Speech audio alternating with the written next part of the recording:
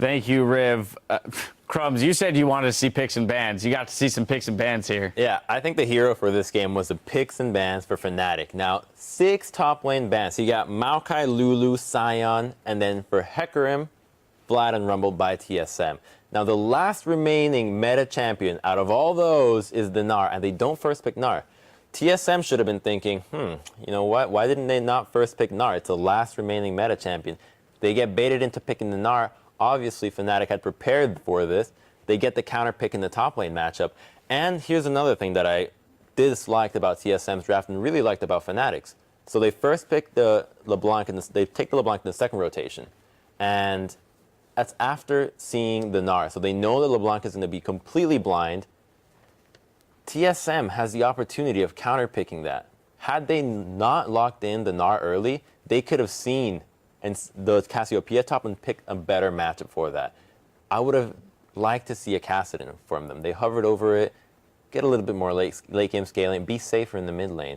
Don't try to play against the Rek'Sai, the Gragas LeBlanc in the 2v2. You're not going to win that matchup, especially with a skirmisher Saber. And I want to go after picks and bans because execution was huge. You didn't lane swap against a Nautilus and an Urgot lane, which is extremely oppressive, but also a terrible matchup because Cassiopeia just crushes Gnar. They definitely practiced that. But also, Santorin's a non-factor.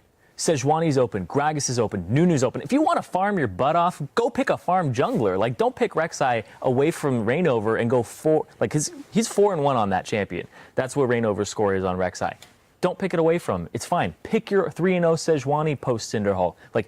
Don't try to play their style because you're going to lose doing it. Play your style in an international tournament because you could see Fnatic was like, we're just going to play our book, and that's how they won, with complete chaos. Yeah, the crazy thing about that game is TSM kind of changed half their playstyle by not lane swapping, but not the other half, which is send Santorin to the top part of the map. Yeah. You got Cassiopeia up there with Dyrus. flash teleport, with Gnar, who's got CC pre-level 6. If that's not a gank with the Cassiopeia pushing, I actually don't know what is.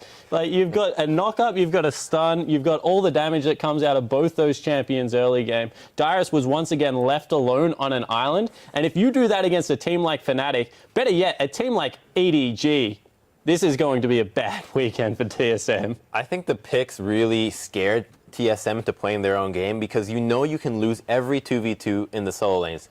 You got Gragas Cassiopeia on one side, you got Gragas LeBlanc versus Cho'Gath Rek'Sai. It's not the best matchup just because of how mobile Gragas and LeBlanc can be.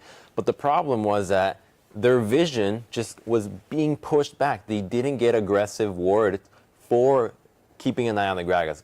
Reignover had a free map. He didn't care where he was going because he knew there was no wards. All the lines of wards, which are few by that notion, were just very deep within the TSM jungle. So Reignover can you get a level 2 gank. You got to expect that when you're playing an immobile champion like Cho'Gath versus the LeBlanc. He had reign over everything. Sheepy, this was your call. You predicted the Fnatic win here. It's got to feel good knowing that already you're the only analyst with 100%. Yeah, I'm off to a good start, I feel. So I will be easy here on TSM. This felt like a déjà vu. When we played against Fnatic, kind of the same thing happened. They picked Hecarim, we picked Irelia. We got 0-4 Irelia with double tower dive. So I was watching this game and I was like, oh wow, I know this field, Dyrus. I'm really, really sorry for you. All right, well, before we jump, we're going to break down the rest of the match in just a moment. But before we do so, we've got Shock standing by with 2 of our winners.